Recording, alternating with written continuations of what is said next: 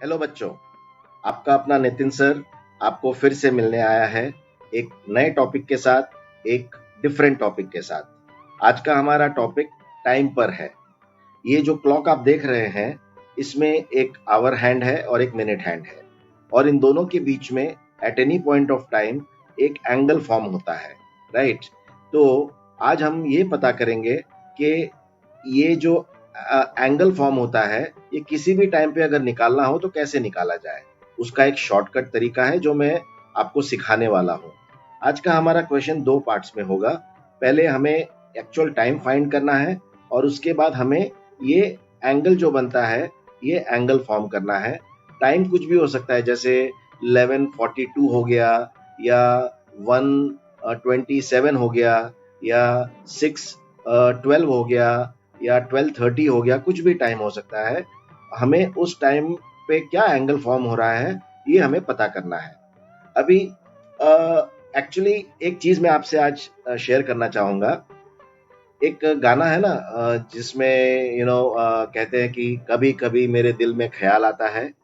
तो कभी कभी कुछ बच्चों के दिल में, कुछ बड़ों के दिल में ख्याल आता है कि ये सब करने का फायदा क्या। हाँ, इस क्लॉक में जो एंगल फॉर्म हो रहा है, कुछ भी फॉर्म होने दो, हमें क्या लेना देना, उससे क्या फर्क पड़ता है हमारी लाइफ में।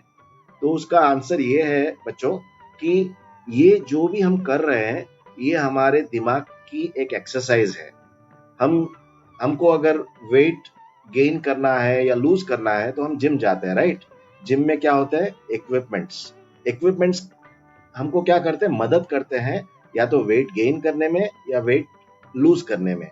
उसी तरह से ये जो भी हम क्वेश्चंस हम रोज सॉल्व करते हैं ना, ये हमारे दिमाग को रिफ्रेश करता है, हमारे दिमाग को शार्पन करता है, और हमारी लॉजिकल रीजनिंग स्किल्स, हमारी एनालिटिकल रीजनिंग स्किल्स, और हमारी मैथमेटिकल स्किल्स बढ़ाता है।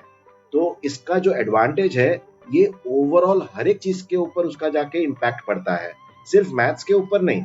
जिसका अगर मैथ्स में अच्छा दिमाग वो यूज कर रहा है, तो वो एक्चुअली अपने माइंड को शार्पन कर रहा है। उसको उसको वो माइंड दूसरी चीजों में भी काम आने वाला है, भले वो कोई भी सब्जेक्ट हो, not only maths.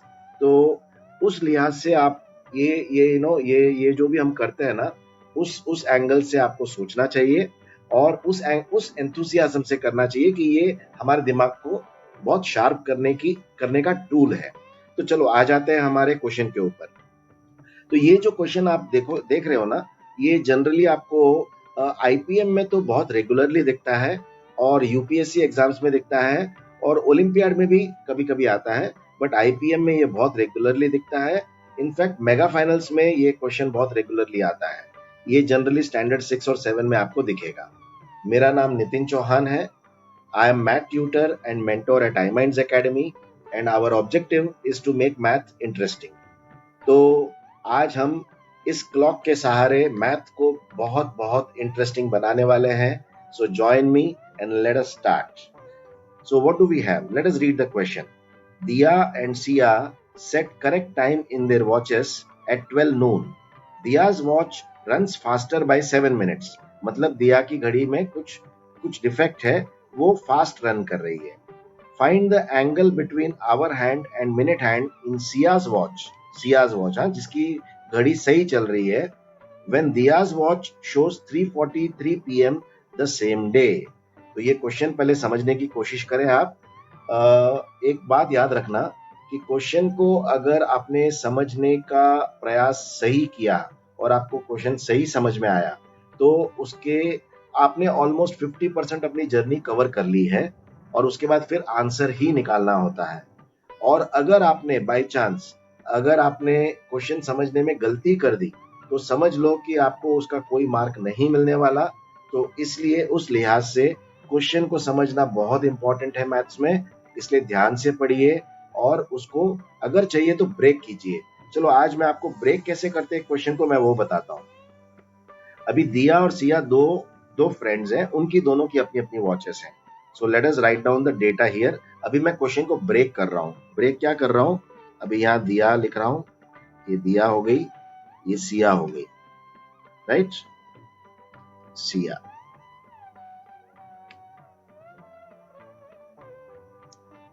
So let us go to the first statement. They set correct time in their watches at 12 noon. तो ये करेक्ट टाइम 12 नून को, ये दोनों में करेक्ट टाइम है, ये एक डेटा हमको दिया गया है करेक्ट टाइम. मैं शॉर्ट फॉर्म में लिख रहा हूँ स्पेस नहीं होने की वजह से. So this is the correct time. अभी Diya's watch runs faster by 7 minutes. So Diya की वॉच जो है फास्ट बाय 7 मिनट्स.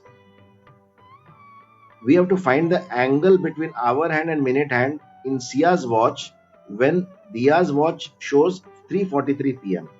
अभी दिया की वॉच में 3:43 p.m. हो गया, राइट? तो हमें क्या फाइंड करना है? सिया की वॉच में टाइम क्या होगा? What will be the time and angle between the minute hand and hour hand. तो ये हमने क्वेश्चन को ब्रेक कर दिया, जिसमें हमने पूरा डेटा लिखा, हमारा ऑब्जेक्टिव लिख दिया कि हमें क्या करना है.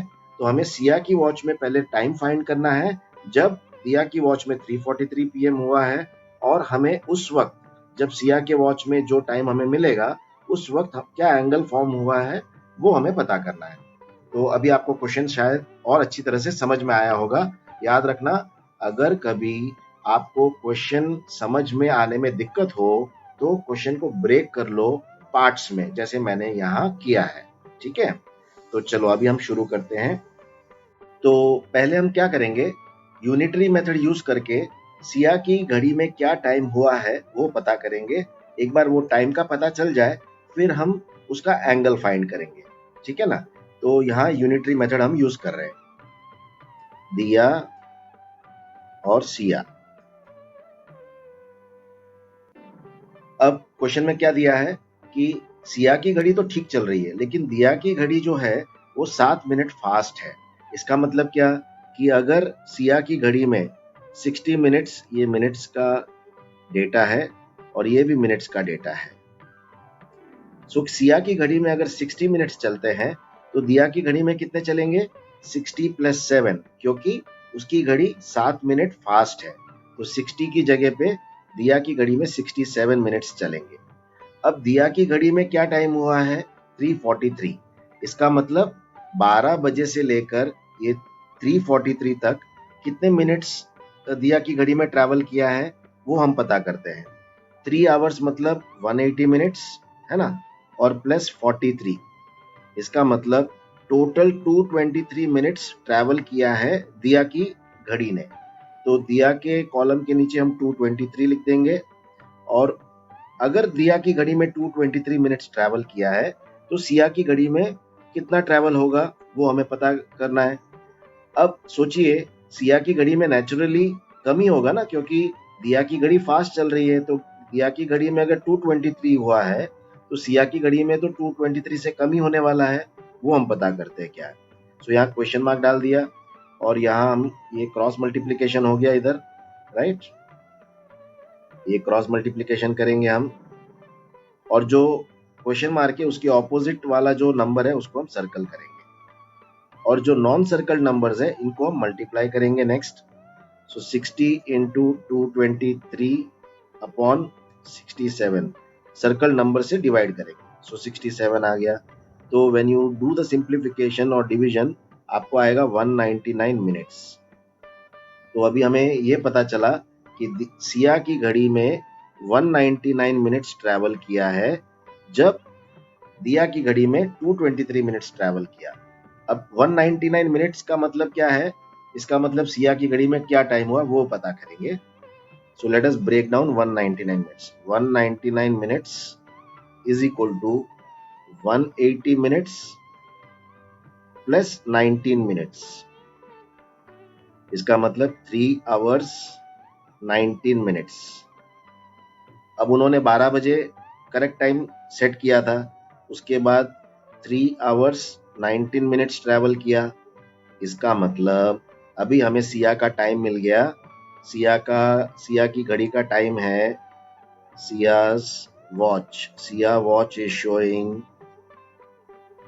3:19 PM. So we got one part of the solution solved. Siya की घड़ी में 3:19 PM है और ये एक्चुअली राइट टाइम है. दिया की घड़ी में रॉन्ग टाइम है, बट ये राइट टाइम है. अब इसका एंगल फाइंड करने का बहुत बहुत आसान तरीका है, बहुत अच्छा तरीका है। अगर आपको वो मेथड पता है ना, तो आप उसको 30 सेकंड में आप इसका एंगल फाइंड कर सकते हैं। और अगर आपको मेथड नहीं मालूम है तो ये क्वेश्चन को सॉल्व करना बहुत बहुत डिफिकल्ट हो जाता है, और कई बार तो इसके आंसर मिलते भी नहीं है। ठीक है, तो ये बहुत बढ़िया तरीका है, और आप ध्यान से सुनिए कि कैसे इसको मैं सॉल्व करता हूँ। तो 319 को मैं यहाँ आवर्स 3 हो गया और मिनट्स 19 हो गया। अभी मैंने ये डेटा लिख दिया। अभी आप अपना एक टाइमर लगा के देखिए मैं कितनी देर में इसको आपको सिखाता हूँ और सॉल्व करता हूँ। So let us start the time now. First you multiply the hour by 30. So 3 into 30 equals to 90. Then what you do is you divide this 19 by 2. 19 divided by 2 will give you how much? 9.5. अब इन दोनों को add कर लीजिए, 99.5. Next क्या करना है, ये जो 19 है मिनट्स, इसको 6 से मल्टीप्लाई करेंगे। 19 इंटू 6 इक्वल्स टू 114. अब फाइनली इन दोनों को हम सब्ट्रैक्ट करेंगे, माइनस करेंगे। So 114 minus 99.5 and our answer is 14.5 degrees. This is our final answer. तो अब आप टाइमर देख लीजिए कितनी देर में ये सॉल्यूशन हमको मिल गया। ठीक है, ये तो मैंने फास्ट एक्सप्लेन किया था, अभी मैं आपको आराम से धीरे से समझाता हूँ, अच्छी तरह सुनिएगा। So what we have done, ये जो सिया का जो टाइम है 3:19 PM, इसका एंगल हमें पता करना था, तो हमने आवर्स यहाँ लिख दिया, आवर 3 और मिनट 19, ये डेटा को हमने यहाँ लिख दिया। फर्स्ट स्टेप क्या किया हमने, जो आवर्स था 3 उसको हमने 30 से मल्टीप्लाई किया। Hours into 30 gives us 90। Next step, ये जो मिनट्स है 19 को हमने 2 से डिवाइड किया, तो हमें आ गया 9.5। अब इन दोनों को ऐड किया, इन दोनों को हमने ऐड कर लिया, ये दोनों ऐड हो गए। ठीक है ना, तो हमें आ गया 99.5। अब हमने क्या किया, ये जो मिनट्स है इसको हमने 6 से मल्टीप्लाई किया। 19 इंटू 6 गिव्स अस 114। अब फाइनली इन दोनों नंबर्स, जो 99.5 आया था और ये 114, इन दोनों को हमने सब्ट्रैक्ट किया और हमारा आंसर आ गया 14.5 degrees. So this is our final answer. तो बच्चों, कैसा लगा आपको ये टॉपिक, ये क्वेश्चन और ये शॉर्टकट, ये तरीका अच्छा लगा ना? तो इसको आप प्रैक्टिस कीजिएगा। ये जो मैंने स्टेप्स बताए हैं इसको आप अच्छी तरह प्रैक्टिस कीजिए, तो आपका हाथ बैठ जाएगा। और एग्जाम में जिन बच्चों को टाइम लगेगा और आप फटाफट कर लेंगे, तो आपका नेचुरली एडवांटेज रहेगा। You will save lot of precious time in competitive exams, right? So work hard and practice a lot. So this is all for today. Keep loving maths, keep enjoying maths. See you, tata.